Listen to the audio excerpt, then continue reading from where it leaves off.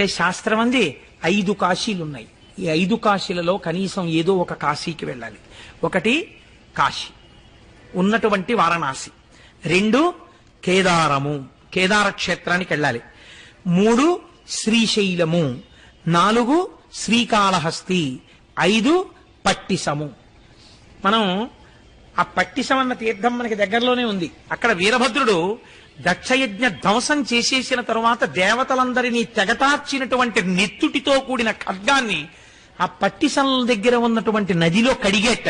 చేతిలో పట్టుకున్నటువంటి ఖడ్గాన్ని, రక్తంతో కూడిన ఖడ్గాన్ని అక్కడ కడిగాడు కాబట్టి ఆ క్షేత్రానికి పట్టిసం అని పేరు వచ్చింది.